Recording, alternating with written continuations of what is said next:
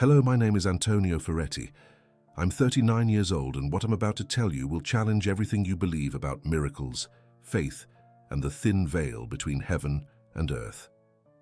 7 years ago, I was called to a devastating house fire in the suburbs of Florence.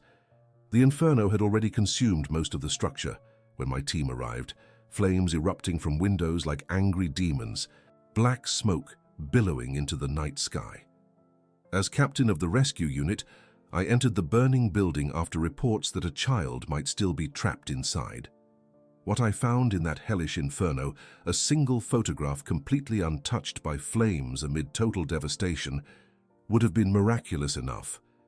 But brothers and sisters, it was what happened in the 72 hours following that discovery that would transform my understanding of reality itself.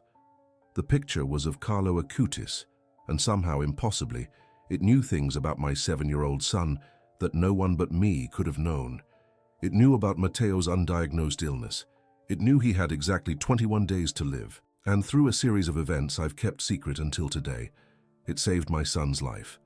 And what I'm going to reveal now, what nobody knows, what I've guarded in silence for 7 years for fear people would think I was delusional, is something that will make you question everything you thought you understood about divine intervention, about the nature of time, about the boundary between the living and those who have passed beyond. Because this photograph didn't just survive a fire that melted steel, it communicated with me. And if you're watching this video now, it's no coincidence. During those 3 extraordinary days of miracles, I was shown that someone like you would need to hear this story. Someone searching for hope when all seems lost. Someone whose life may depend on what I'm about to share. I'm curious, where are you watching from? Drop your country in the comments below and consider subscribing to Miraculous Witnesses if you haven't already. Each week we share true accounts of inexplicable events that science cannot explain. Testimonies that might just restore your belief in the extraordinary. Are you ready to hear the full truth? Are you prepared to learn what really happened after I found that photograph? Because I warn you, brother, sister, after hearing this testimony, your understanding of miracles will never be the same. Mine certainly isn't. It was November 17th, 2016, a Thursday night. Florence had been experiencing an unusual cold snap, and most homes had their heating systems running at full capacity. My firefighting unit received an emergency call at 22:47, a residential fire in the Rifredi district, possibly caused by an electrical malfunction. We arrived on scene within 7 minutes to find a 2-story family home already engulfed in flames. The fire had started in the basement and spread with shocking speed throughout the structure. The family, parents and 2 teenage daughters, had escaped, but in the confusion, the mother was screaming that her elderly mother might still be inside. She was visiting from Siena and sleeping in a back bedroom on the ground floor. As captain, I made the decision to enter with my partner, Lorenzo. The heat was oppressive, even through our protective gear. The structural integrity was already compromised, with sections of the ceiling collapsing around us. We pushed through the main corridor, checking rooms systematically while debris rained down. The smoke was so thick that visibility was near zero, forcing us to rely on thermal imaging equipment. We called out repeatedly, but heard no response. When we reached the back bedroom, the door was closed, sometimes a blessing in fires as it can temporarily keep flames at bay. Lorenzo forced it open, and we were hit by a wall of intense heat. The room was completely ablaze, with flames licking up the walls and across the ceiling. The window had shattered from thermal stress, feeding the fire with fresh oxygen. It was immediately clear that no one could have survived in that inferno. The bed was a charred frame, the furniture barely recognizable. We were about to retreat when my thermal scanner picked up something unusual on the far wall, a rectangular shape that was significantly cooler than its surroundings. Navigating through fallen beams and burning debris, I made my way toward it. And there, in the midst of a wall that was actively burning, was a small picture frame completely untouched by the flames or smoke. The glass wasn't even warm when my gloved hand reached for it. Inside was a photograph of a teenage boy with gentle eyes and a slight smile, a face I would later learn belonged to Carlo Acutis. The ceiling groaned ominously above us. "Antonio, we need to move, now," Lorenzo shouted. I shoved the photograph into my coat and we retreated just as the room's ceiling collapsed behind us. Outside, we learned the elderly woman had actually left with a neighbor hours before the fire started. Our search had been unnecessary, yet it led me to that impossible photograph. Back at the station, after our equipment was cleaned and reports filed, I remembered the picture I had taken from the house. It was still in my coat pocket, completely pristine. No smoke damage, no water stains, not even the smell of fire on it. Just a simple wooden frame containing a photograph of a teenage boy in a blue jacket. On the back was handwritten, "Carlo Acutis, pray for us." I wasn't particularly religious at that time. I attended Mass on Christmas and Easter, mostly to please my wife Chiara, who maintained the faith I had gradually lost over years of seeing tragedy in my work. How could I reconcile a loving God with the horrific scenes I witnessed? The charred remains of children, entire families lost in preventable accidents, the randomness of who lived and who died. These realities had eroded my childhood faith until only empty rituals remained. I took the photograph home, planning to research if Carlo Acutis was perhaps a relative of the family whose house had burned. I placed it on my desk in the small study where I sometimes worked late after Matteo had gone to bed. That night, exhausted from the fire, I fell into a deep sleep without giving the picture another thought. The next morning, Friday, November 18th, I woke to find Matteo standing by my bedside, unusually quiet. "Papa, who is the boy in the picture in your office?" he asked. "Just someone from the fire last night," I replied sleepily. "Why do you ask?" What Matteo said next sent chills down my spine. "He told me I'm sick, Papa. He told me there's something wrong with my blood, but not to be afraid." I sat up immediately, fully awake. "When did he tell you this? Was this in a dream?" Matteo shook his head. "No. I went into your office to find my school notebook, and the boy in the picture spoke to me, not out loud, but I heard him in my head. He said I need to go to the doctor right away because there's something wrong with my blood. He said I have 21 days. If you've been moved by this story so far and feel a connection to what's unfolding, I'd like to ask you to share something personal in the comments. Type Guardian followed by the name of someone you believe watches over you, whether from heaven or on earth. This community thrives when we share our deepest beliefs and experiences. And if you haven't subscribed yet, join us on this journey of faith and wonder.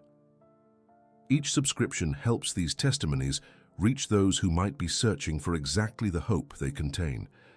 I tried to dismiss my son's words as imagination. Matteo had always been a creative child, prone to vivid fantasies. But something about his calm certainty disturbed me deeply. He wasn't excited or frightened, as he typically was when inventing stories. He was solemn, matter of fact. And there had been subtle signs over the past few weeks that something might indeed be wrong. Unusual bruising on his legs, fatigue that seemed excessive even for an active 7-year-old, a pallor to his normally rosy complexion that Chiara had mentioned just days earlier. "Papa, he knew my name," Matteo continued. "He called me Matteo Niccolo Ferretti. How would he know my full name if he's just a picture?" The hair on the back of my neck stood up. Matteo's middle name, Niccolo, was rarely used. It wasn't on any documentation at his school. We hardly ever used it ourselves. How could this be explained? I went to my office and stared at the photograph. The young man, barely more than a boy really, looked back with kind eyes that somehow seemed to hold wisdom beyond his years. Nothing about the picture appeared unusual. It didn't speak to me, it didn't move. It was just a photograph that had impossibly survived a fire that had melted aluminum window frames. Against my better judgment, against my scientific training and rational firefighter's mind, I made an appointment with our family doctor that very morning. Dr. Bianchi had been our physician since Matteo was born. He agreed to see us immediately, perhaps hearing the uncharacteristic urgency in my voice. The examination revealed nothing obvious, but to ease my mind, Dr. Bianchi ordered blood tests, saying the results would be available Monday. "It's probably nothing, Antonio," he reassured me. "Children pick up strange ideas, but it's always better to check." That weekend passed in a blur of normalcy, pierced by moments of inexplicable dread. Matteo seemed perfectly fine, playing football with friends on Saturday, helping Chiara make pasta on Sunday. I found myself watching him intently, looking for signs of illness but seeing only a normal, energetic child. I told Chiara nothing about the photograph or Matteo's strange message, not wanting to alarm her unnecessarily. Sunday night, I was awakened by an unusual sound coming from my office. It was like gentle music, but not from any device we owned. Following the sound, I found the room bathed in a soft blue light that seemed to emanate from the photograph on my desk. As I approached, the light dimmed, and the music, if that's what it was, faded to silence. But a scent lingered in the air, something like vanilla, mixed with an aroma I couldn't identify. I picked up the photograph, examining it closely in the dim light. Nothing had changed visually, but it felt different somehow, warmer, almost vibrating with subtle energy. On impulse, I whispered to it, feeling slightly ridiculous as I did so. "Who are you? What do you want with my son?" No audible response came, but in my mind, as clear as if someone had spoken directly into my thoughts, I heard, "Look up Carlo Acutis. Time is short." Sleep was impossible after that. I spent the rest of the night researching online. Carlo Acutis, I discovered, was an Italian teenager who had died of leukemia in 2006 at the age of 15. He was on the path to sainthood, having been declared venerable by Pope Francis in 2018. Carlo was known for his deep faith, his devotion to the Eucharist, and his computer skills. He had created websites cataloging Eucharistic miracles worldwide. More striking to me was that numerous healings had been attributed to his intercession since his death, particularly cases involving children with serious illnesses. The photograph I had rescued from the fire bore an uncanny resemblance to images of Carlo that I found online. The same gentle expression, the same blue jacket. But how had it survived the inferno? And why was it communicating with my son, and now apparently with me? Monday morning, November 21st, brought the call that would change everything. Dr. Bianchi's voice was carefully controlled, professional, but I could hear the underlying concern. "Antonio, I need you and Matteo to come in immediately. His blood work shows some significant abnormalities that require additional testing." 3 hours later, we sat in a specialist's office at Maya Children's Hospital, as Dr. Rossellini, a pediatric oncologist, explained that Matteo's blood work indicated acute lymphoblastic leukemia, the same disease that had taken Carlo Acutis' life. Without immediate treatment, she explained gently, Matteo's prognosis was extremely poor. The disease was advancing rapidly. When I asked how long we might have without treatment, her eyes filled with compassion. "It's aggressive. Perhaps 3 weeks. No more than a month." 21 days, exactly as the photograph, as Carlo had warned. The next hours were a nightmare of additional tests, hospital admissions, tearful explanations to Chiara, and trying to maintain a brave face for Matteo. He would begin intensive chemotherapy the following morning. Dr. Rossellini was cautiously optimistic about his chances with treatment, but made no guarantees. The disease had been caught early, but only because of a warning from beyond any rational explanation. That night, I kept vigil beside Matteo's hospital bed while Chiara finally slept in the chair opposite, exhausted from the emotional trauma of the day. The photograph of Carlo was in my pocket. I had brought it without really knowing why, a talisman perhaps, or a connection to whatever force had given us this crucial early warning. Around midnight, Matteo stirred and opened his eyes. "Carlo is here," he whispered. I looked around the dim hospital room, seeing nothing unusual. "Where, Matteo?" "Right there." He pointed to the empty foot of his bed. "He says not to be afraid of the medicine tomorrow. He says it will make me feel sick, but that it's fighting the bad cells in my blood. He says to trust the doctors." My rational mind wanted to attribute this to stress, to medication, to a child's imagination. But after everything that had happened, I found myself asking, "What else does he say?" Matteo listened to something I couldn't hear, then smiled. "He says you need to bring his picture to the chapel in the hospital tomorrow at exactly 3:15 in the afternoon. He says he's going to help me. But you have to believe, Papa. You have to believe again." Believe again. The words struck at the core of my spiritual drought. The years of fading faith, of prayers that seemed to evaporate into silence, of a growing certainty that we were alone in a random universe. How did this photograph, this boy who had died years ago, know about my lost faith? The next day, Tuesday, November 22nd, Matteo received his first chemotherapy treatment. The medical staff were kind but realistic about the side effects he would experience. While he was undergoing treatment, I found myself walking to the small chapel on the hospital's ground floor. It was 3:10 p.m. I had the photograph in my hand, feeling simultaneously foolish and desperate. The chapel was empty, except for an elderly man praying quietly in the back row. At precisely 3:15, I placed Carlo's photograph on the altar beside a small vase of white lilies. I stood there awkwardly, not knowing what to do next. Should I pray? What would that even mean after years of doubt? But for Matteo, I would try anything. "I don't know if you're real," I whispered to the photograph, "or if I'm losing my mind. But if you can help my son, please. I'm asking you to intercede, save him where medicine might fail. And if you need my faith in exchange, I'll try. I'll try to believe again." As the final words left my lips, something extraordinary happened. A shaft of sunlight broke through the chapel's stained glass window, illuminating the photograph with prismatic light. The scent of vanilla filled the air again, and though no audible voice spoke, I felt rather than heard a response. "It is already done." At that exact moment, my phone rang. It was Chiara, her voice trembling with excitement and confusion. "Antonio, you need to come back to the room right now. The doctors are here. Something's happening with Matteo's tests."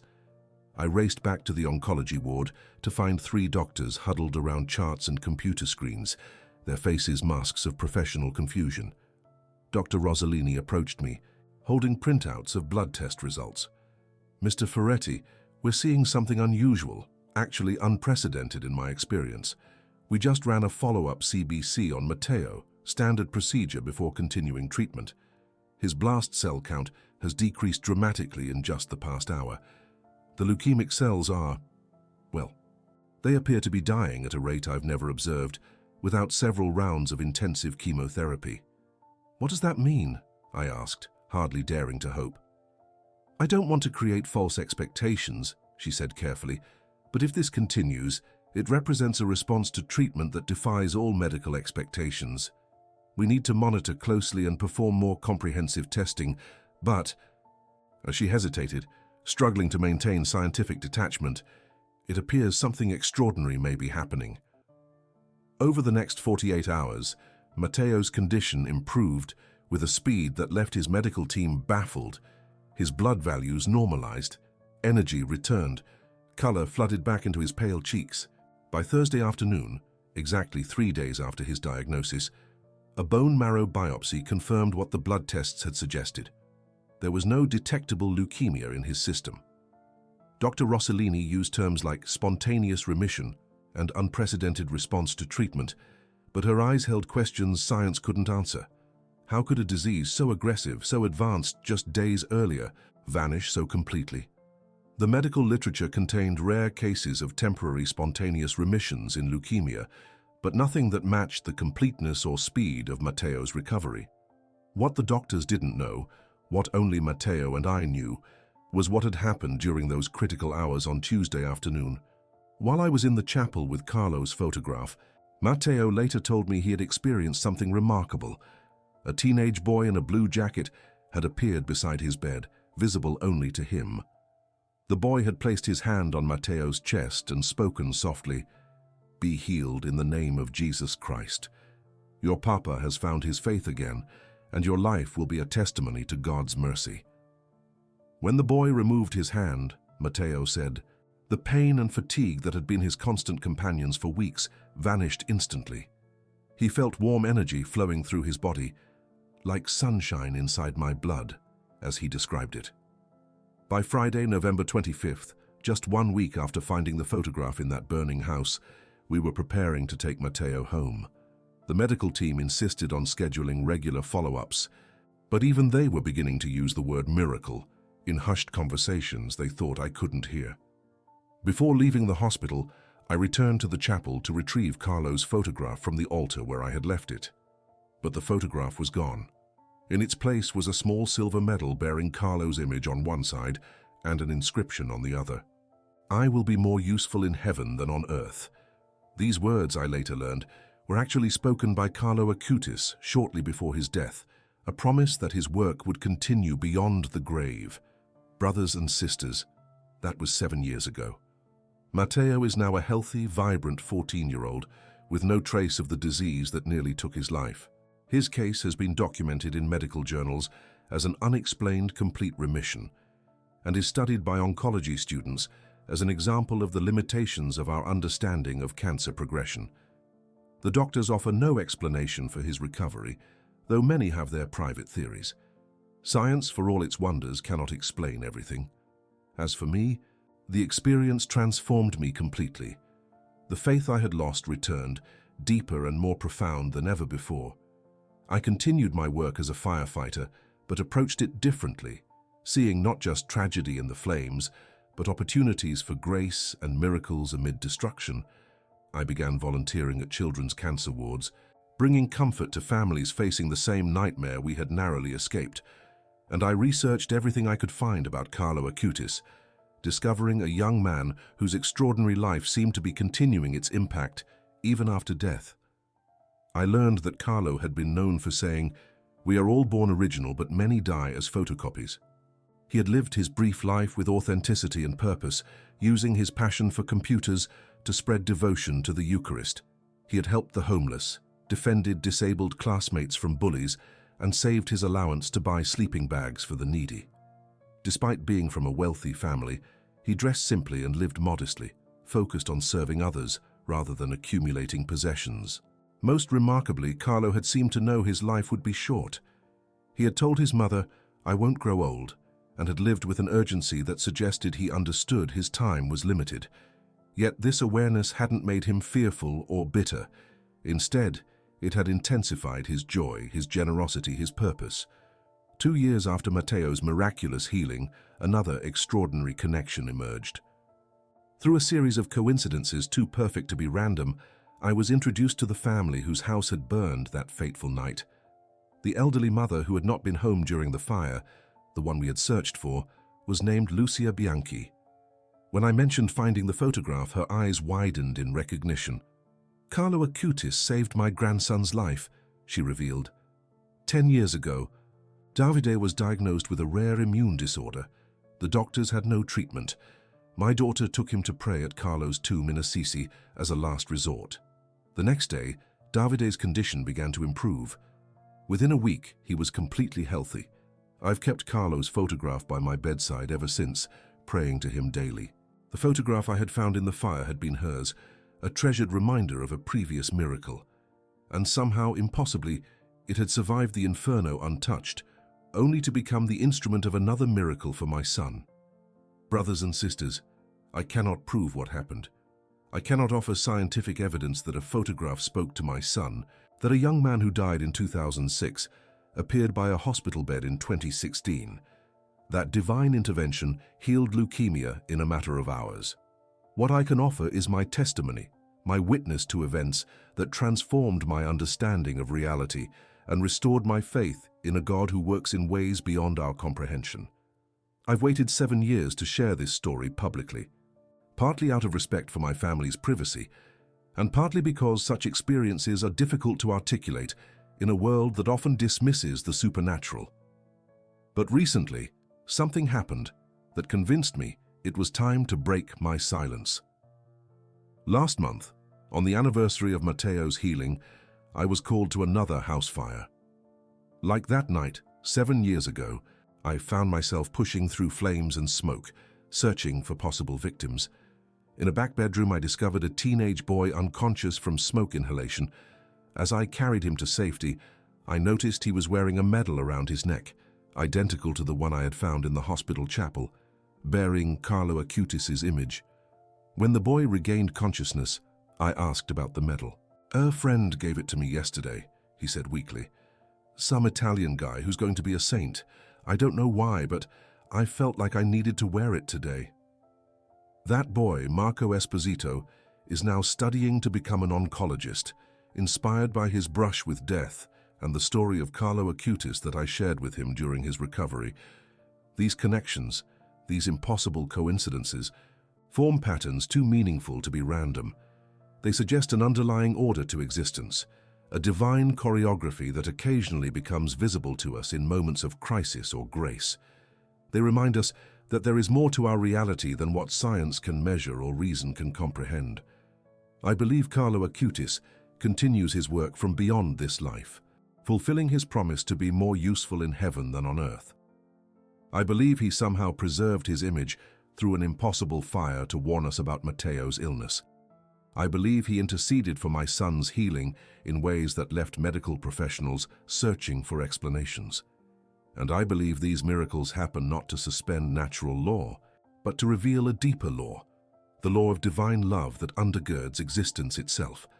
Since that night in the burning house, other firefighters in my unit have reported similar phenomena, photographs or religious items surviving fires that should have destroyed everything.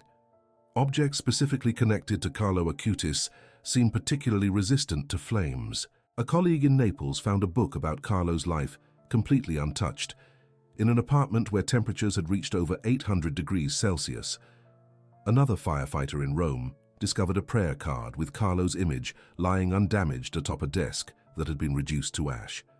Scientists offer various explanations: random air currents, protective niches, anomalies in fire behavior. And perhaps these explanations are partially correct. Perhaps God works through natural means to accomplish supernatural ends. The how matters less to me than the why, the purpose behind these preserved images that seem to appear exactly when and where they're needed most. If there's one message I believe Carlo wants to share through testimonies like mine, it's this: miracles still happen. Heaven is closer than we think. Death is not the end of our ability to help others, but a transformation of how that help manifests. And in our darkest moments, when flames surround us literally or figuratively, divine assistance may appear in the most unexpected forms, even as a simple photograph somehow preserved against all odds. I ask only that you receive this testimony with an open mind and heart. Whether you call what happened to my family a miracle, a medical anomaly, or seek some other explanation, perhaps our story can kindle hope that even in life's most desperate situations, unexpected help may be closer than you think. Our family has established a small foundation in Carlo's honor, supporting children with leukemia and their families during treatment. Matteo, now healthy and strong, volunteers there every weekend, sharing his story with children who need courage for their own battles. I tell them about my friend Carlo, he says, who came all the way from heaven just to help me. And if he helped me, he can help them too. I want to thank each of you for journeying with me through this testimony. If it touched your heart or awakened something within you, please consider subscribing to Miraculous Witnesses. Our community is dedicated to sharing authentic stories of inexplicable events that bring hope and expand our understanding of life's deeper dimensions. What part of this story resonated with you most deeply? The untouched photograph? Matteo's healing? The connections that continued to unfold years later? Share your thoughts in the comments below. And if you've ever experienced something that defied logical explanation, an object preserved against impossible odds, a healing that baffled doctors, a message from beyond ordinary reality, I encourage you to share that too. Your testimony might be exactly what someone else needs to hear today. Remember that miracles don't always announce themselves with dramatic flair. Sometimes they appear quietly, as a photograph surviving flames, a child hearing what adults cannot, a disease vanishing without explanation. Keep your heart open to the extraordinary hiding within ordinary moments, and perhaps you too will glimpse what I have seen, the thin places where heaven touches earth, where love transcends death, and where hope blazes through even the darkest fires. God bless you abundantly, and may Carlo Acutis intercede for all of us in our moments of greatest need. Thank you for listening to the testimony I've carried in my heart for 7 years. Today, my silence ends. But I believe our story, and perhaps yours, is just beginning.